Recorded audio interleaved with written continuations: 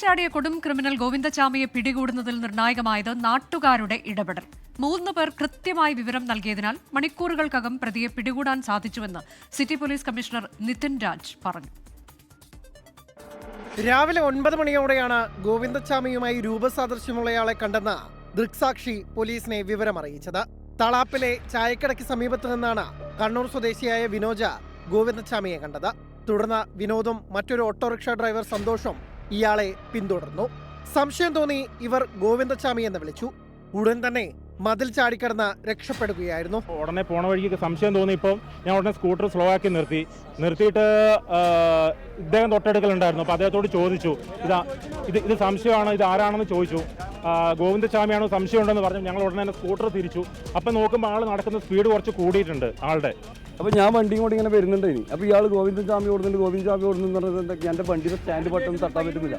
അങ്ങനെ വണ്ടി തിരിച്ച് വെച്ചിട്ട് ഞാൻ ഓടിയ ടൈമിന് അവിടെ കാൽ സ്ലിപ്പായിട്ട് വീണ ടൈമിനാണ് ഈ മതിലുള്ളിൽ പോകുന്നത്. തുടർന്ന് പോലീസ് സ്ഥലത്തെത്തി പരിശോധന നടത്തി. ടിവിയിൽ കണ്ട പരിചയം തോന്നിയെങ്കിലും തലയിൽ തുണി കെട്ടിയിരുന്നുവെന്നും നാട്ടുകാർ വിവരം നൽകി. കള്ളി ഷർട്ടാണ് ധരിച്ചിരുന്നതെന്ന് ദൃക്സാക്ഷി പോലീസിന് വിവരം കൈമാറി. രക്ഷപ്പെടുന്ന സമയത്ത് കറുത്ത ഷർട്ടും പാന്റുമാണ് ഗോവിന്ദചാമി ധരിച്ചിരുന്നതെന്ന വിവരം പോലീസ് പുറത്തുവിട്ടു.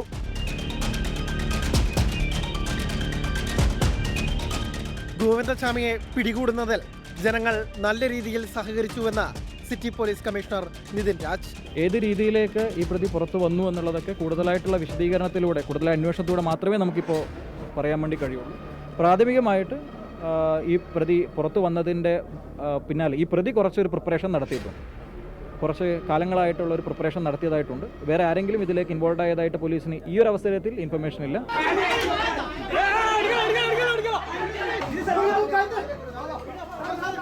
നാട്ടുകാരായ 3 പേർ കൃത്യമായ വിവരം കൈമാറിയതാണ് നിർണായകമായതെന്നും city police commissioner. News desk 24.